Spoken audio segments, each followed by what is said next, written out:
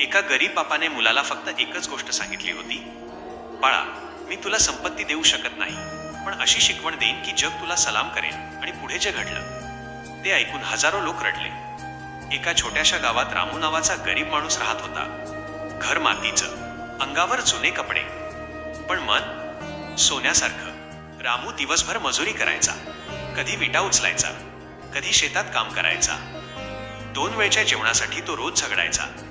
पण त्याचं एक स्वप्न होतं, माझा मुलगा मोठा माणूस व्हावा. त्याचा मुलगा होता अर्जुन. अर्जुन खूप हुशार होता, पण घरची परिस्थिती खूप वाईट होती. एक दिवस शाळेत सर्व मुलांकडे नवीन बॅग होत्या, नवीन बूट होते, पण अर्जुनकडे फाटकी बॅग होती.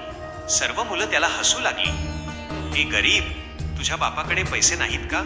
अर्जुनच्या डोळ्यात पाणी आलं. तो घरी आला आणि रडत म्हणाला, बाबा, आपण इतके गरीब का आहोत? रामू काही क्षण शांत राहिला. त्याने मुलाच्या डोक्यावर हात ठेवला आणि म्हणाला, बाळा, गरिबी ही शाप नाही, आळस हा खरा शाप आहे. आज आपल्याकडे पैसा नाही, पण प्रामाणिकपणा आहे, मेहनत आहे आणि देवावर विश्वास आहे. त्या रात्री अर्जुन झोपू शकला नाही. त्याच्या मनात बाबांचे शब्द सतत फिरत होते. दुसऱ्या दिवसापासून अर्जुनने ठरवलं, आता आयुष्य बदलायचं. तो सकाळी पेपर टाकायचा, दिवसा शाळा, रात्री अभ्यास. लोक त्याला वेडा म्हणायचे, पण त्याने हार मानली नाही. वर्षे गेली.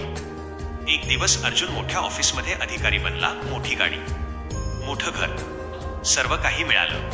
पण त्या दिवशी तो सर्वात जास्त रडला. जेव्हा त्याने आपल्या गरीब बाबांना पहिल्यांदा मोठ्या गाडीत बसवलं, रामूच्या डोळ्यात पाणी आलं. तो म्हणाला, बाळा, आज तू मोठा झाला, पण मला अभिमान पैशाचा नाही, तू माणूस बनलास याचा आहे. हे ऐकून अर्जुन बाबांच्या पायावर पडला. मित्रांनो, गरीब घरात जन्म घेणं चुकीचं नाही, पण स्वप्न सोडणं ही सर्वात मोठी चूक आहे. लक्षात ठेवा, ज्याच्याकडे आईबापाची शिकवण असते तो माणूस आयुष्यात कधीच हरत नाही. जर तुमचे आईबाबा अजून तुमच्या सोबत असतील तर त्यांना मिठी मारा, कारण पैसा पुन्हा मिळू शकतो, पण आईबाबा पुन्हा मिळत नाही. ही कथा मनाला भिडली असेल तर व्हिडिओला लाईक करा आणि आईबाबांसाठी डॅश डॅश कमेंट नक्की करा. अशाच भावनिक कथा पाहण्यासाठी चॅनल सबस्क्राईब करा.